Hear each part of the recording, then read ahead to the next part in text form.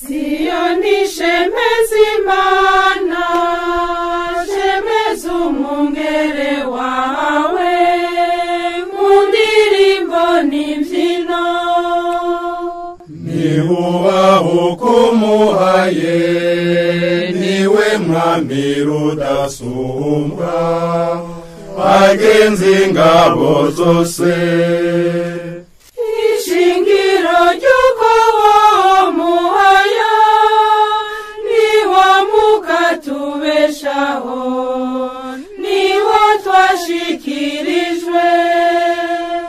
Kuri ya meza merana, abatumwa b'Umukama niho bawugabana.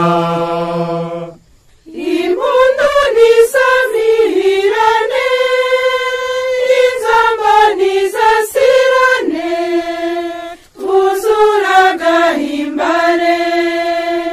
Uyu muzi w'akaroruhore, twigina ya funguro ya mbere y'ubukiriro bwacu.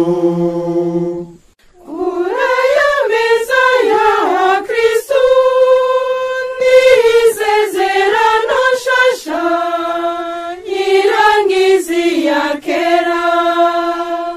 Ibya kera birahise, ibishasha birashitse, umucuko y'ijoro.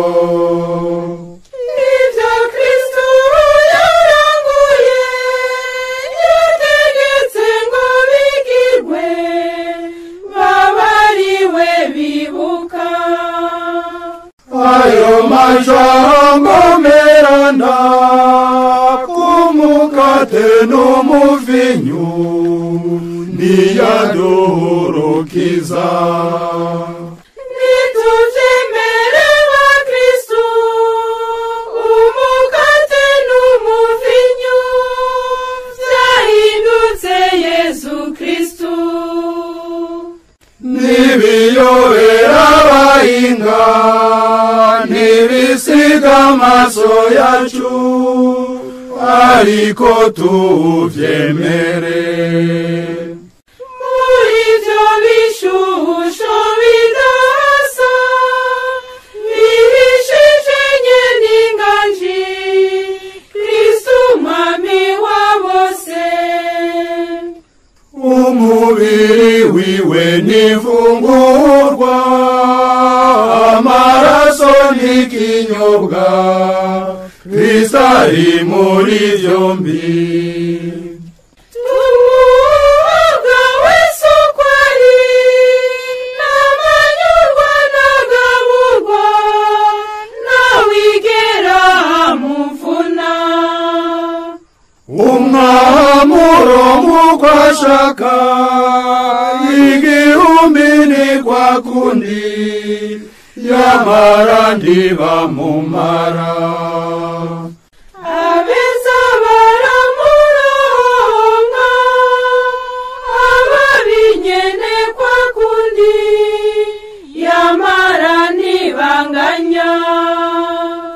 Ababi bahakura urupfu, abeza nabo ubuzima, amaherezo ntasa.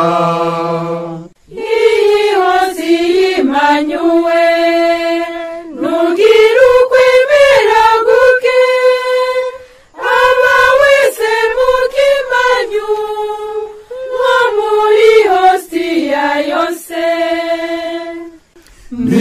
Ntibamumanyura namba, atari ibishusho gusa, nawe akaguma kwa kundi, ukwangana ukwasa.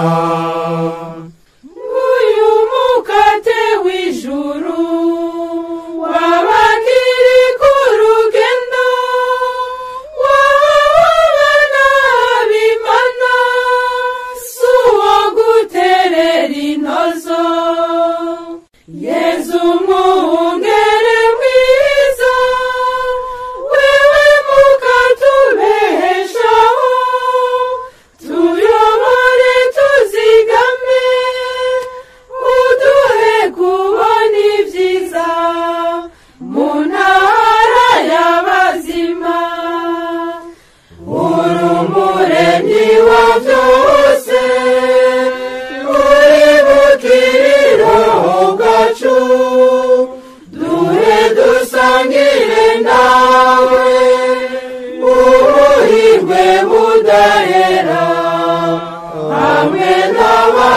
mutagatifu.